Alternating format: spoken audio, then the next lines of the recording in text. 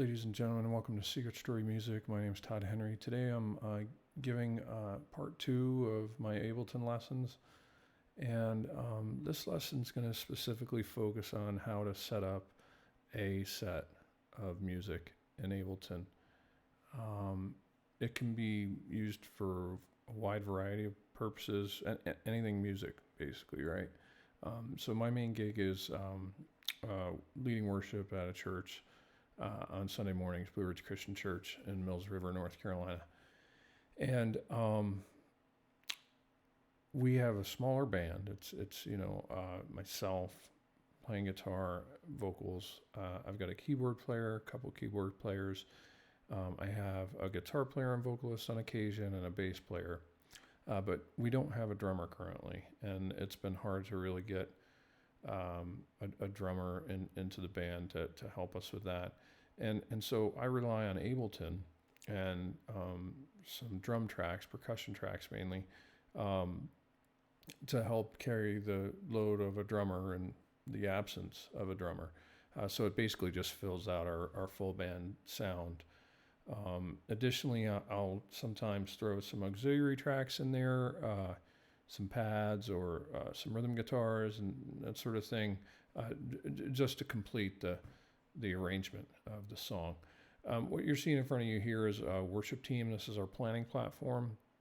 And basically it has all our services basically outlined for the next few weeks. You click on a service and it has the tunes there. So we've got 3 tunes lined up for the set this weekend.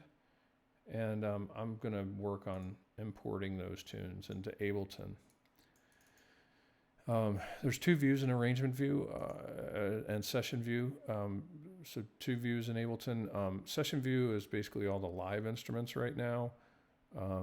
This is my template, basically. This is the way Ableton starts for me. You can save a default template. And it's great because the vocals, the keys, the bass, all the stuff runs into Ableton for signal processing. So for example, if you look at the vocal, I've got a compressor, some auto-tune, 16-note like slapback delay, some reverb, and an EQ on here. And then, for example, the bass uses a Helix Native patch. Keys are direct. She uses her own patches, and it comes into me, with whatever she's given me. This is an analog signal that's converted, but then sent out to the digital mixer. For the acoustic stuff, if I'm doing an unplugged acoustic set and I'm using an acoustic guitar, I do use this impulse response loader, which has impulse responses in it. This being a Taylor 614. So it basically takes my piezo bridge signal. This can be from electric guitars or acoustic guitars, really, and puts this impulse response over the top of the signal. And it makes it sound a lot like maple back and side, spruce top, granted auditorium body from Taylor. I've got a little reverb and then some EQ on that as well. And then I've got, different acoustic tones for each of my piezo-equipped guitars, electric guitars. And then this is where the electric guitars start. And basically I'm using neural DSP stems for my electric guitar tones. You see, for example, this is a clean tone. I'm using a clean amp from Pliny. Got a little bit of EQ on it, and then some wash here from the delay and the reverb. And then for crunch tones, I'm using Nolly. And for the big, heavy, high gain drives, I'm using Nolly as well, amp 3. So as I said, this is my template. I use these tones every weekend in one sort or another. I can tweak them as I need to if I need, different settings on them, but I've found that these 5 or 6 foundational tones work for what I'm using guitar-wise. I never change the vocal. It's a really good sounding vocal. You can go to our lives on Facebook or YouTube, and it's a great mix. It really is. I feel like we've done a lot of growth in this area, and I'm really happy with the mix. So this is session view. Now I'm going to switch to arrangement view because I'm going to start to import some of these tunes here for Sunday. So if I go into the operating system, Ableton has its own like proprietary operating system. It's very cool. Basically I'm going to go to a prior service, and I'm going to switch these actually, and we're going to do Only King Forever first. So I look at Only King Forever, and the date we used that last was 10/24/21. Now I've already got this track hammered out. We started this tune 8-10 months ago. And so I'm going to go into the prior service from October 24. And you can see Only King Forever, Grace of Glorious, Build My Life. I'm just going to pull this whole group into arrangement view.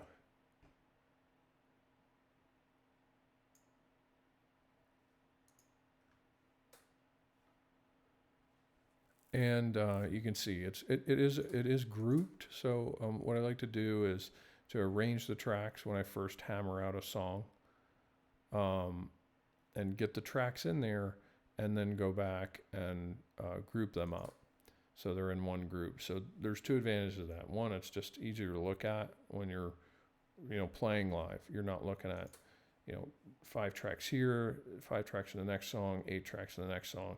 It's grouped up. Second thing is, as far as like your accompaniment or track volume goes, it's all right here. As long as your track is mixed well going in, if your live sounds are too hot or too soft, you can compensate with your in the box sounds by just this one single master volume in the group. It's really useful. So you can see here I've got a pad that opens up the song.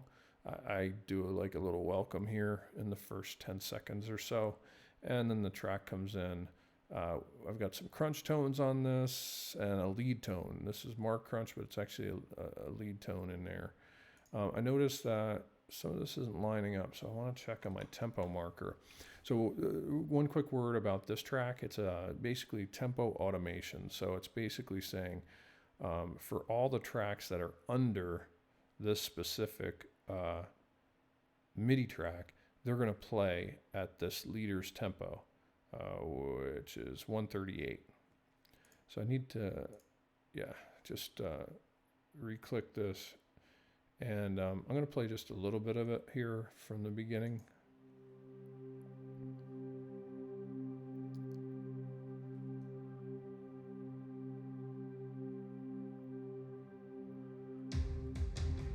For this particular track, the drums come right in. We don't have any click to start us off. You'll hear a lead and a rhythm guitar coming in here. Right here, we're in. It's 1, 2, 3.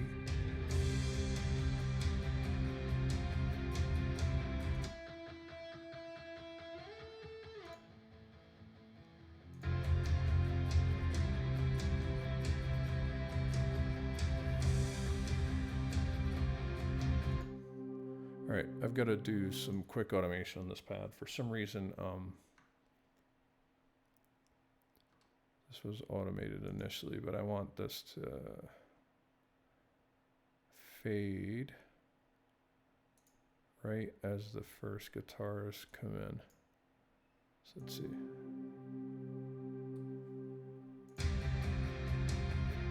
All right, that'll work great. So this tune's ready to go. It's the first tune in the set, and it's grouped up, ready to go. So I'm going to take a look at the second tune, and that's Always. We said that's Always. See what the last date, I think it was 11/7. I looked at this earlier. So 11/7 was the last time we used Always.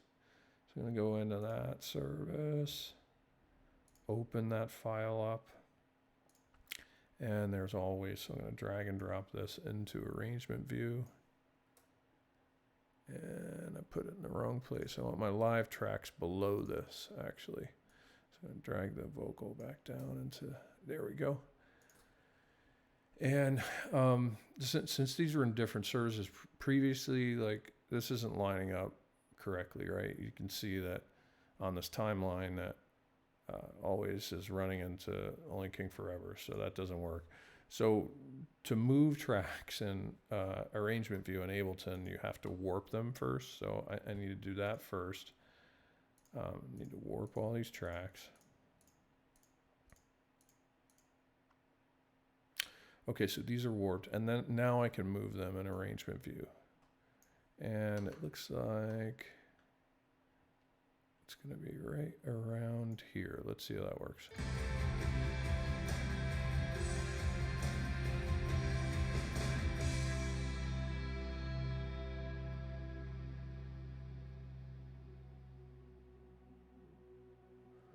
Okay, that's going to work really well because I would normally start this a little earlier in the last chord fade of Only King Forever, but Only King Forever is in C and this is in B. So I'm going to give it a little space because it's a minor second there and not very desirable to hear that. Anyway, so I've got to go back and unwarp these tracks since I warped them to move them. That's done.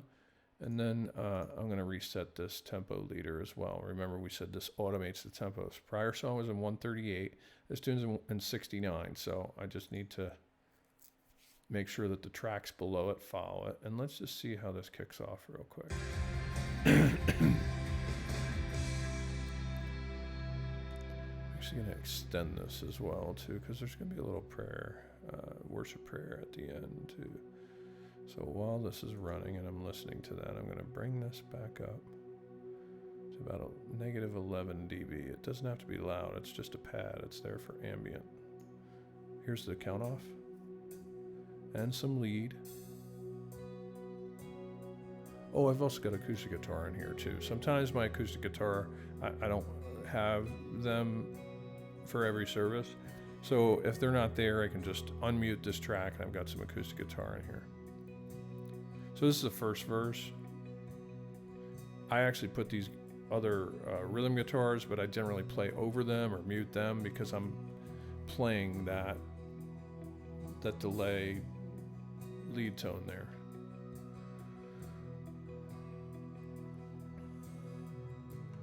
So it gives you a little idea of what we've got in here. Big drive sound coming.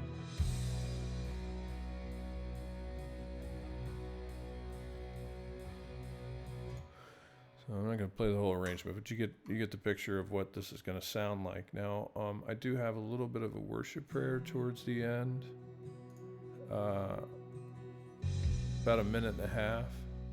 So I'm going to bring this pad back up.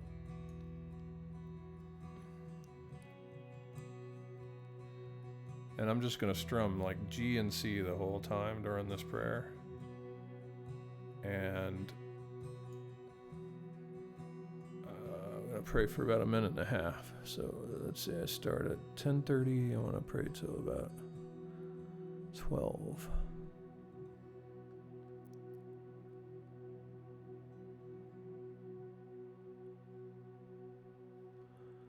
So right around here on the timeline. I might adjust this on Thursday night, but bring this back up to negative 11 dB. I'm going to start fading here. So that initial fade is my cue to start wrapping things up. And then this little fade at the end is just going to be the amen. And that should work fine. So there's my initial fade. Yeah, that's going to work out really well. Okay, so the first two tunes are done already. Like this is my planning is, taking me all of 10 minutes so far.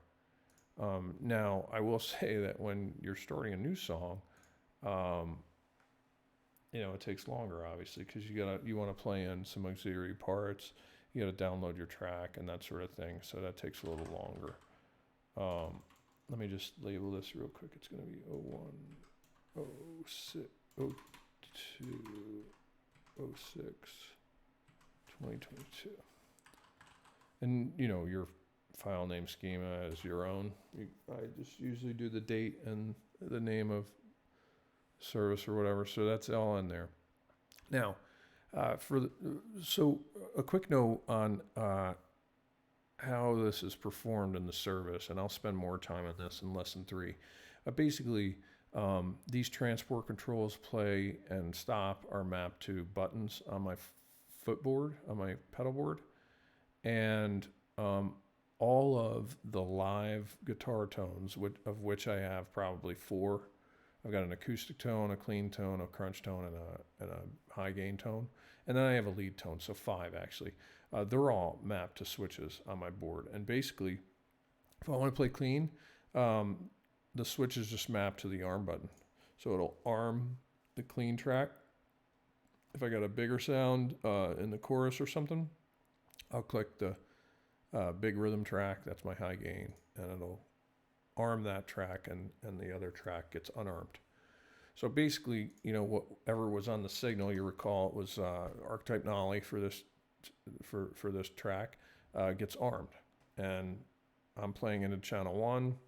It goes from the digital mixer into Ableton, gets all the signal processing, gets sent back to the digital mixer, and then out to front of house and the monitors. So I'm going to spend more time on that in lesson 3, but for now, just know that these transport controls are all mapped. And the reason being is I don't ever have to touch a key or a mouse on my laptop. The laptop stays shut the whole service, and it's all controlled by MIDI. And so when I need to stop after the 2 tunes that open the service, I hit the stop button on my footboard, and it triggers the stop transport controls and shuts down the DAW. Pastor comes up and preaches.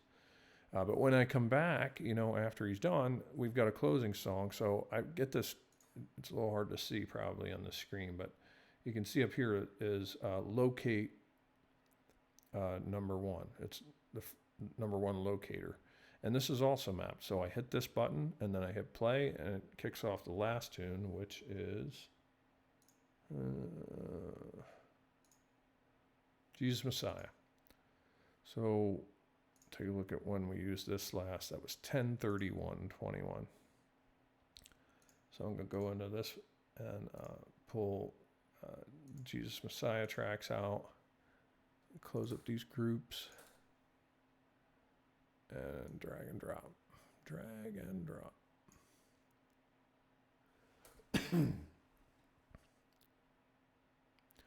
All right, so this was used first to open the last service on 10:31. So it's going to take me some time to warp this and send it out to transport area number 1.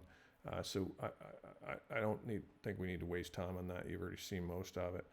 But I do want to say one more thing. So you could hear these guitar tracks were played in by me, but this drum track was sourced from a public resource, and I want to give these guys a little shout out because they're really helpful. This is praisecharts.com, and every tune that we do in worship, they have a rhythm track for, basically. So you can see here's Only King Forever, and it's got a rhythm track. If I click on this, there's 24 different resources here related to Only King Forever. There's lead sheets, there's chord charts, piano vocal charts, orchestrations. There's even multi-track stuff, which we don't use because all we really need is a rhythm track, which has a little bit of synth on it, which is a pad generally, and then the drum track. Sometimes it'll have some bass on it. So $5, I download this and import it into the DAW, and that's basically what you're seeing right here. Usually comes in different keys. In this case, we play most of this stuff in the original key. We like to kind of retain the artist's intent with it. And so key of C, Only King Forever. This comes from praisecharts.com. And all this stuff is just, grouped up in the Ableton. So it's a really useful tool. I did want to just speak in general terms about this before I left, and that is the fact that this is applicable to any live gig, right? I mean, a lot of times when you go to a concert, especially pop artists, but even like prog metal and some, mainstream classic rock types, they use Ableton for a variety of different reasons. For pop, it's, stems and rhythm samples and that sort of thing. They're all programmed in here. A click gets sent to the drummer. The drummer's playing with the click to keep the band in tempo. And, these auxiliary tracks are triggered here and there to, fill out the tone in a pop concert. Same with prog metal. I mean, like, these guys are on limited budgets nowadays. There's no such thing as a record deal anymore, right? So these guys, they'll go out on tour and they might not be able to have two synth players, and they have two synth parts.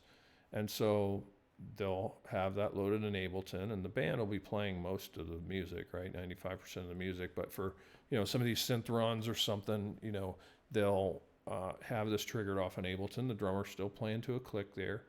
And most of the band's in ears anyway. So it's easy to throw a couple of, auxiliary parts here just to fill out the arrangement that's being played in concert. Likewise, local bands I've seen are able to do this as well. And I think it's important that, even local bands try to dip their foot into Ableton as a live resource. Think of the acoustic guitar player. I mean, he's got a set of 30 tunes or something he's going to play in a night, and you can source those same kind of rhythm tracks, basically, off the internet for Chris Cornell tunes or Tom Petty tunes, or whatever you're covering that, original tunes. You can play them in, and basically set them up just like I have these transport features set up for the last tune in this, and just have a Novation launch pad. Launch each of the tunes in your set as you're going through them. So I'd say the pluses on this are that you turn like an acoustic, a tiny acoustic sound,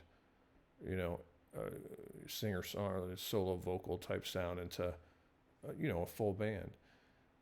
The other piece is that you're not chained to acoustic guitars, right? You get a piezo-equipped guitar like, for example, this Paul Reed Smith hollow body or whatever, this has a piezo guitar, piezo bridge on it. So this is going to give an acoustic tone out. And we've already looked at the acoustic signal processing there, and then you've got the magnetic pickups going into an interface as well, and that gets processed in Sims. So you're no longer constrained to I can only play acoustic guitar. You have all these lead tones available to you, all these electric guitar rhythm tones available to you. It's limitless, really. And so for that acoustic solo guitar player in a bar, restaurant, brewery, or whatever, playing background music to an extent, they can create more interest by being putting this into their gig and making this part of their gig. It's a little extra work, but it might be the one that gets you, the piece that gets you the gig, as opposed to four or five other, acoustic solo acts that are out hacking away. It's a very professional type sounding platform. So anyway, I'm going to wrap this up. If there's any questions, you can leave them in the comments. As I said, I'm going to do a follow-up video of this where I take you all along to see my live rig and to see how that footboard is mapped to each of these patches and transport controls. I'll go through all of that step by step so you can see how to map those things and see the gig in action. I'll probably record a little bit on my GoPro or take some clips from the live YouTube feed and import those. So next week, a couple of weeks from now, that'll be out on the YouTube channel. Thank you for taking the time today. Feel free to shuttle around. I'll put that in the comments. You can watch this thing start to finish, but it's probably better to kind of shuttle through it and get the pieces that you need. Like, comment, subscribe, and thanks for the time tonight. Thanks for tuning in. Hope you've learned something. Until next time.